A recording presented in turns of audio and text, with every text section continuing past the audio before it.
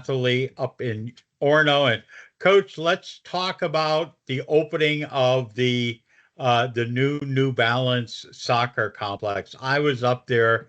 Um, Gosh, it's last Thursday, Thursday, Thursday. and what a fantastic night! And talk to us about the experience about uh, playing in front of a full house and then the game. Well, it was such a special moment for our team and for me personally, just having been here for as long as I have, and remembering when that area was a grass field and not much better than a pasture, but to see it transformed into something that's it's the nicest facility in the America East it's just absolutely surreal. Playing in front of that crowd with the drums and the atmosphere in the sky with the sunset. It was just like the soccer gods were smiling on everybody. And so it was a very, very special moment and an opportunity for our team, and one that I'll remember for the rest of my life.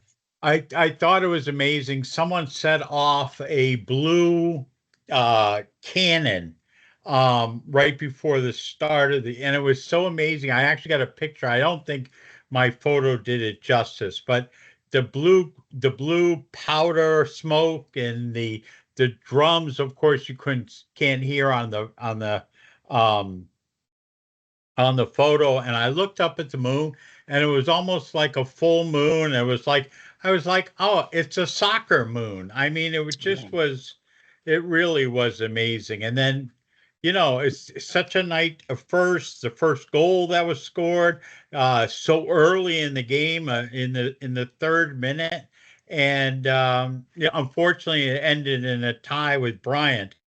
But it was just, and the player that scored, it was her first collegiate goal. I mean, I'm sure that ball gets enshrined somewhere, but Yeah. it was an amazing night.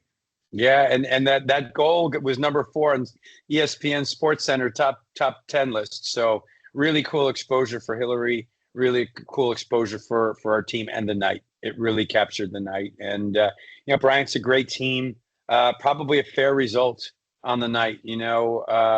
Really evenly battled, and we gave up a goal on the second phase of a set piece, and that was the difference of us getting 1 point versus 3 points. And then yesterday in Binghamton, a tough loss to the Bearcats, who are number 1 in America East.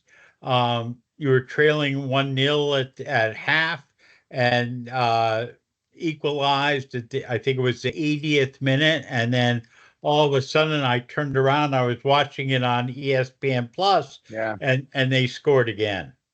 Yeah, I mean, give full credit to Binghamton. They're a great team, and they're really difficult to play at their place, which is what great teams are.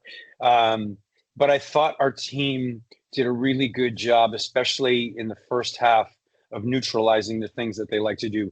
Ellie made 1 save the whole game, and Binghamton's a team that puts a lot of pressure on the goal, gets a lot of corner kicks. They had 2.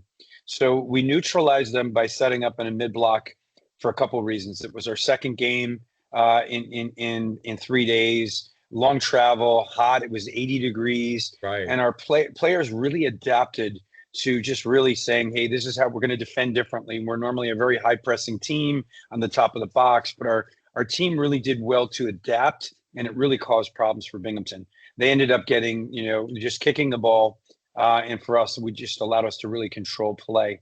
Unfortunately, we gave a very untimely goal away. The first one was 5 minutes to go, and as I told you, on a second phase set piece. But we held our composure. I think our team at half knew that we could come back into the game. We did, and then again, just an unfortunate error on the second goal, as it was off of a free kick, our free kick, on an offsides call that just didn't clear lines and came back at us real fast, and their top scorer put one in, and that's the difference in the game. But I think our team did a lot of things really well in that game, and we want those to translate into Vermont.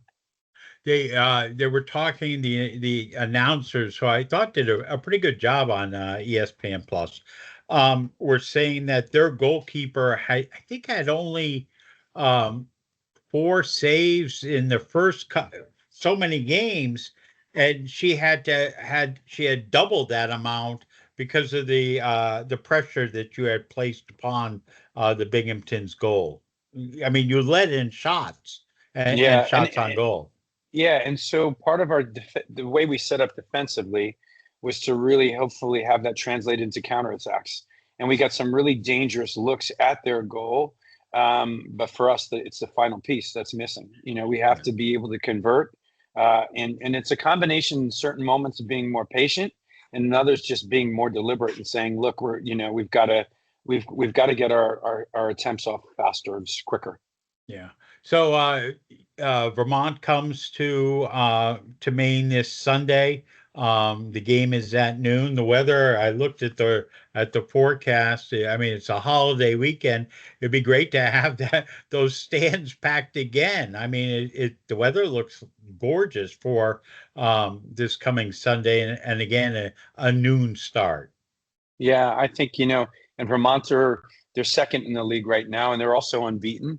I think it's a good matchup for us because they like to play, where Binghamton was very direct. So I think the matchup is good, and it'll be another America's competitive game. And I think if we can put the last piece in for our team, I think we'll be where we want to be. I know that there are a lot of high schools that are using the new facility. I know John Baptist is playing Ellsworth, I think, Tuesday night. Boys and girls, and John Baptist is taking on MDI tonight. It's great to be able to showcase that facility for the high schools, isn't it? It is. And I think, Chris, it's in alignment with both the New Balance philosophy, the Harold Alfond Foundation, and the University of Maine. I mean, community engagement is such an important piece of all of our missions. And I think to be able to, be able to showcase not only the facility, but bring young people and parents, people to our campus, I think is a really important part of what we do. So it's a win-win situation for everybody. How great is the new facility in terms of recruiting? I mean, to be able to, you've been able to talk about it, but now to be able to show it, I mean, Mm. my word, it's going to be amazing. So interesting you say that. We had a recruit on campus for the first game, someone who's a member of the 2027 class, so a couple years. And the response of the recruit was just, I flicked on the lights from my app and just absolutely, the comment was, this place just cares so much about soccer and about athletics. And normally, Chris, we would have done everything to avoid walking by our old facility. We kind of said, look over here when we were walking by. And now it's the first place we show up. It's like, here we drive up and say, here's what we do. Here's where we live. And it's just to have that, it's like having an ace up your sleeve and just going like, this is unbelievable. Where's everybody changing? I mean, because there's not a changing facility nearby, and I'm not sure where do you go at halftime? So that's well, answer your question. We still Yeah. change in our locker room in Memorial Gymnasium. Okay. And what we do is we walk out by the Laddie gym entrance and go by field hockey. That's how we enter the field. I think the halftime piece is a work in progress, and I think that's something that in time here we'll figure that out. For now, we're just we've got a lot of room under our bench, but at the same time, it's also close to our opponent's bench. So we just like we do at a lot of places, we just moved into an area that's kind of more in the corner of the field. Okay. I mean, because I know, like, you used to be able to, when you were on the baseball field, you could go into the, I guess, Batting pavilion, yeah. yeah, right. Um, yeah, I mean, it's just amazing. And for those who haven't been up there and want to go up there, what I have found the best place to park is near the football field, and Mhm. there is a paved area that once it's landscaped is going to be just absolutely gorgeous. Yes. And you're less than a 5 minute walk from the football parking lot to the New Balance complex, and it's just gorgeous. Yeah, and when the plan is this week or next, that whole berm, the hill is going to be sodded. The area behind, people are going to be able to sit on the hill, and it's just such a picturesque place to watch a game, and especially as you enter the stadium from the football parking lot. And we're in the process of they're paving a small lot right behind the stadium right now. Oh, okay. Yeah, and I mean, and the foliage, boy, I'll tell you, this weekend, Yeah, if you can get to a game, this Sunday is a game, and hopefully you'll be able to see UMaine with a win, and Mother Nature's going to put on a show, I think, for sure. for sure. Thanks, All right, Chris.